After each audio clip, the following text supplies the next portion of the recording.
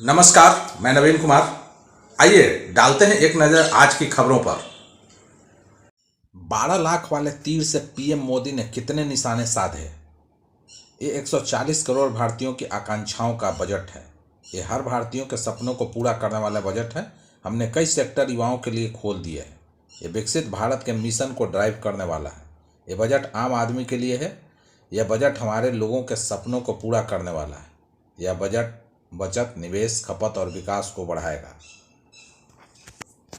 प्रधानमंत्री नरेंद्र मोदी ने बजट पर प्रतिक्रिया देते हुए बताया कि उनकी सरकार ने बजट में किन क्षेत्रों को अहमियत दी है। बजट में कहा गया कि 12 लाख रुपए तक की सालाना आय टैक्स फ्री रहेगी और अगर आप वेतनभोगी या सैलरीड क्लास हैं तो यह लिमिट 12,75,000 रुपए है। ये घोषणा इसलिए अहम है क्योंकि टैक्स फ्री इनकम की सीमा को सीधे 5 लाख रुपए बढ़ाया गया है।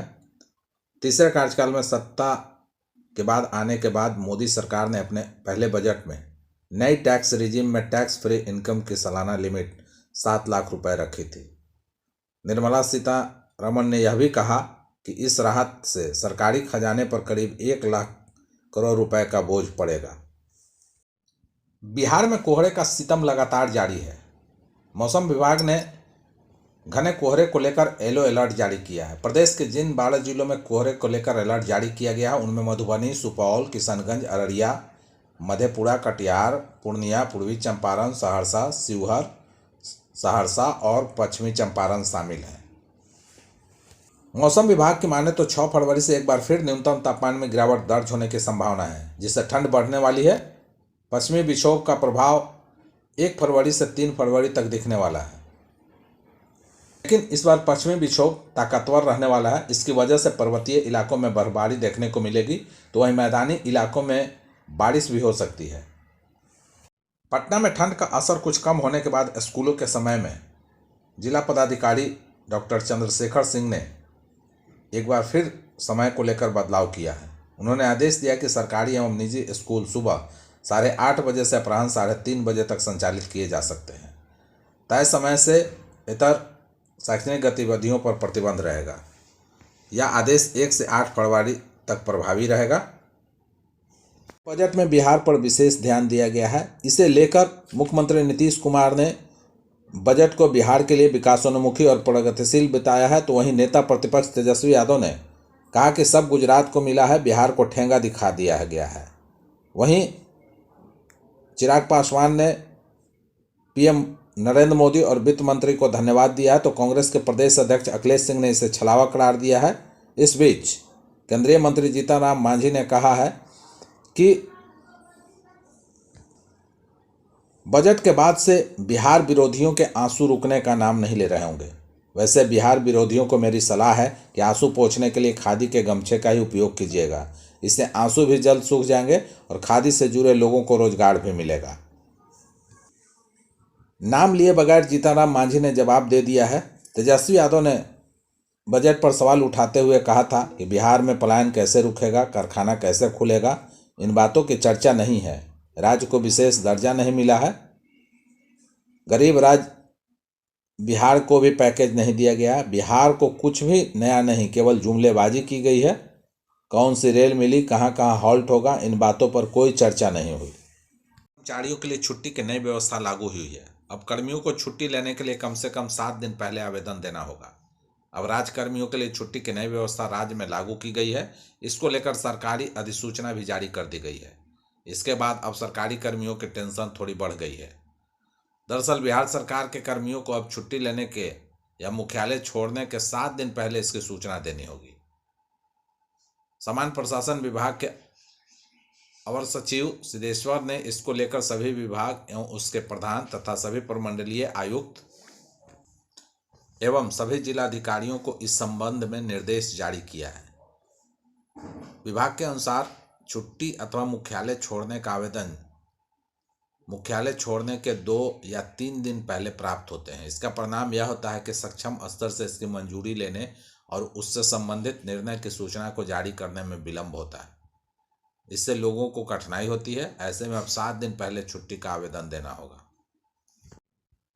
बिहार शिक्षा विभाग इन दिनों लापरवाही बरतने वाले शिक्षक और जिला शिक्षा पदाधिकारियों के खिलाफ सख्त कार्रवाई कर रही है।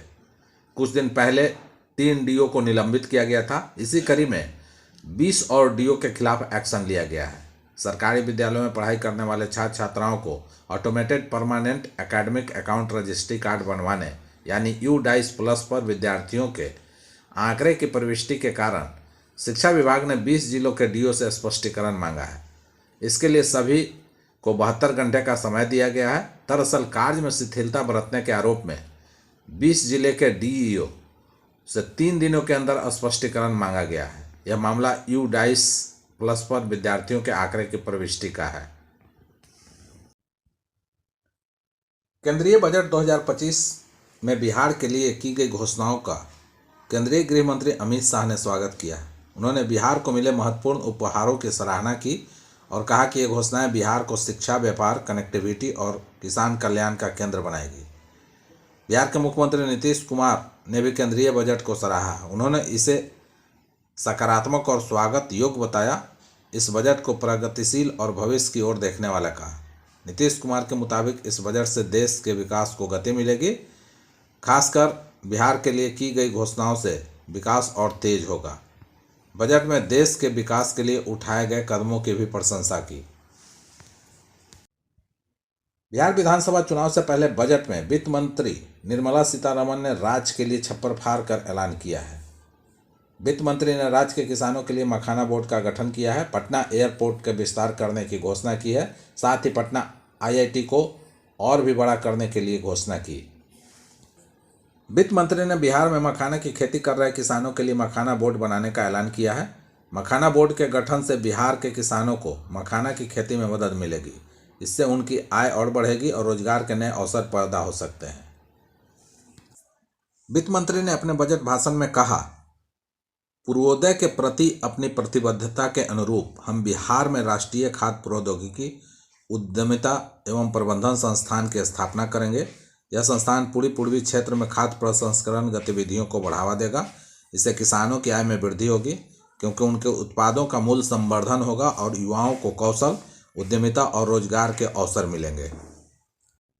मौनी अमावस्या पर प्रयागराज महाकुंभ में मची भगदड़ के बाद पहली बार प्रयागराज पहुंचे CM योगी आदित्यनाथ ने कहा कि कुछ लोग सनातन धर्म के खिलाफ लगातार दुष्प्रचार साजिश कर रहे हैं। आज से नहीं, राम जन्मभूमि मुक्ति आंदोलन के समय से ही यह साजिश चल रही है।